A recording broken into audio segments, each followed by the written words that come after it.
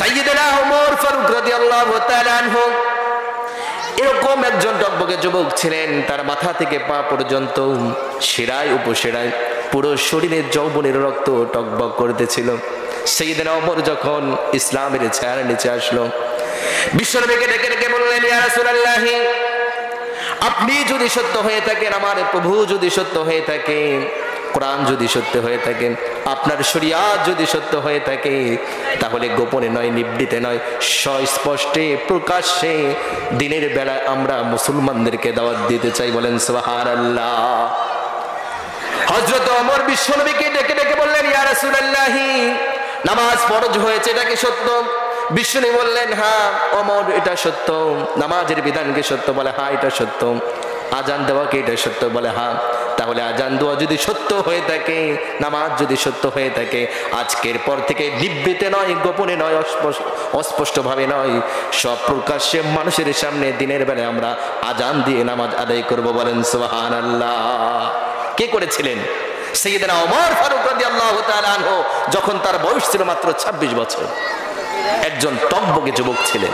কারীম সাল্লাল্লাহু আলাইহি ওয়াসাল্লাম যখন ইসলামের দাওয়াত দিতে শুরু করেছিলেন, সর্বপ্রথম তিনি যাকে দাওয়াত দিয়েছিলেন তার নাম হলো সাইয়্যিদুনা আবু বকর সিদ্দিক রাদিয়াল্লাহু তাআলা আনহু। আমার ভাইরা, বিশ্বনবী সাল্লাল্লাহু আলাইহি ওয়াসাল্লাম সাইয়্যিদুনা আবু বকর সিদ্দিক রাদিয়াল্লাহু তাআলা আনহুকে যখন ইসলামের দাওয়াত দিলেন, আবু বকর সিদ্দিক রাদিয়াল্লাহু তাআলা আনহুর বয়স ছিল তখন মাত্র 37 বছর বয়স, যুবক বয়স। আমার ভাইরা খুব খেয়াল করে শুনবেন, 37 বছর বয়স যখন মানুষের উপনীত হয়ে যায়, ওই মানুষের চুলগুলো পাকে না, দাঁতগুলো পড়ে যায় না, বৃদ্ধের কোনো ছাপ তার মধ্যে আসে না। এর দ্বারাই বোঝা যায় সাইয়্যিদুনা আবু বকর সিদ্দিক রাদিয়াল্লাহু তাআলা আনহু যখন ইসলাম ধর্ম গ্রহণ করেছিলেন তখন তিনি যুবক ছিলেন। আল্লাহু আকবার। শুধু তাই নয়, হযরত ওমর রাদিয়াল্লাহু তাআলা আনহুকে যখন বিশ্বনবী দাওয়াত গ্রহণ করার জন্য আহ্বান করেছিলেন, ওমর তুমি ইসলাম ধর্ম গ্রহণ করে নাও, আল্লাহর কাছে দোয়া করেছেন। সাইয়্যিদুনা ওমর যখন ইসলাম ধর্ম গ্রহণ করেছিলেন তখন তিনি 26 বছরের টকবকে একজন যুবক ছিলেন। সুবহানাল্লাহ।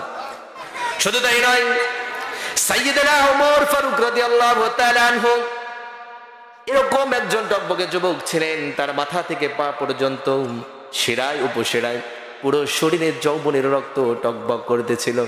সাইয়্যিদুনা ওমর যখন ইসলামের ছায়ার নিচে আসলো, বিশ্বনবীকে ডেকে ডেকে বললেন, ইয়া রাসূলুল্লাহ, আপনি যদি সত্য হয়ে থাকেন, আমার প্রভু যদি সত্য হয়ে থাকে, কোরআন যদি সত্য হয়ে থাকে, আপনার শরিয়াত যদি সত্য হয়ে থাকে, তাহলে গোপনে নয়, নিবৃতে নয়, স্পষ্টে প্রকাশ্যে দিনের বেলায় আমরা মুসলমানদেরকে দাওয়াত দিতে চাই। বলেন সুবহানাল্লাহ। হযরত ওমর বিশ্বনবীকে ডেকে ডেকে বললেন, ইয়া রাসূলুল্লাহ, নামাজ ফরজ হয়েছে, এটা কি সত্য?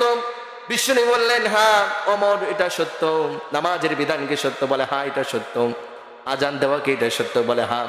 তাহলে আজান দেওয়া যদি সত্য হয়ে থাকে, নামাজ যদি সত্য হয়ে থাকে, আজকের পর থেকে নিবৃতে নয়, গোপনে নয়, অস্পষ্টভাবে নয়, সব প্রকাশ্যে মানুষের সামনে দিনের বেলায় আমরা আজান দিয়ে নামাজ আদায় করব। বলেন সুবহানাল্লাহ।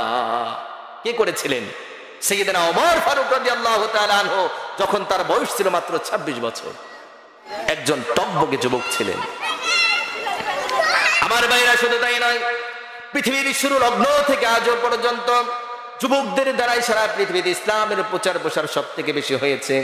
সাইয়্যিদুনা ইব্রাহিম আলাইহিস সালাতু ওয়াস সালাম যখন যুবক বয়সে উপনীত হলেন, তার পিতা আজর ডেকে ডেকে বললেন, হে সন্তান ইব্রাহিম, তুমি কি জানো তোমার প্রভুকে? হযরত ইব্রাহিম ডেকে ডেকে বললেন, ও পিতা, আমি জানি না আমার প্রভুকে, তুমি বলে দাও আমার প্রভুকে। আজর বললেন, তোমার প্রভু হলো সকাল বেলা সূর্য যখন উদিত হয় ওই চন্দ্রটাই হলো তোমার প্রভু। সাইয়্যিদুনা ইব্রাহিম আলাইহিস সালাতু ওয়াস সালাম বললেন, হ্যাঁ পিতা, আমি বিশ্বাস করলাম, যেই সূর্যটা সকাল বেলা উদিত হয় ওটা আমার প্রভু, আমি মেনে নিলাম। বিকাল যখন হয়ে গেল, সন্ধ্যা যখন গনিয়ে আসলো, সূর্য অস্তমিত হয়ে গেল, ইব্রাহিম তার পিতার দিকে তাকিয়ে বললেন, ও পিতা, ওটা আমার প্রভু হতে পারে না, যেই প্রভু তার নিজের অস্তিত্বকে ধরে রাখতে পারে না। সুতরাং ওটা আমার কোনো প্রভু হতে পারে না যেই প্রভু তার নিজের অস্তিত্বকে ধরে রাখতে পারে না। তখন তার বয়স খুবই কম, যুবক বয়স। এবার যখন রাত্র ঘনিয়ে আসলো, পূর্ণিমার চাঁদ যখন মাথার উপরে আসলো, সাইয়েদানা ইব্রাহিমকে ডেকে ডেকে বললেন, ও সন্তান, তুমি কি জানো তোমার প্রভুকে? বলে, না, আমি জানি না আমার প্রভুকে। বলে, পূর্ণিমার চাঁদের দিকে তাকিয়ে দেখো, এই পূর্ণিমার চাঁদটাই হলো তোমার প্রভু।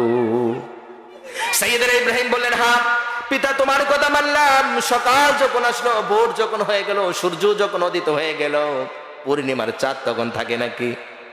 থাকে নাকি? কথা বোঝেন নাই? পূর্ণিমার চাঁদ তো আছে। ভোর যখন হয়ে যায়, সকালের সূর্য যখন উদিত হয়ে যায়, পূর্ণিমার চাঁদটা কি আর থাকে? সাইয়েদানা ইব্রাহিম ডেকে ডেকে বলেন, ও পিতা, যেই পূর্ণিমার চাঁদ কি তুমি আমার প্রভু বলে সম্বোধন করে না, ওটা আমার প্রভু হতে পারে না। কেননা যেটা সূর্যের আলোর কারণে তার অস্তিত্ব বিলীন হয়ে যায়, ওটা আমার কোনো প্রভু হতে পারে না। সুতরাং তোমার কথা মানতে রাজি নই। আমার প্রভু তোমার প্রভু,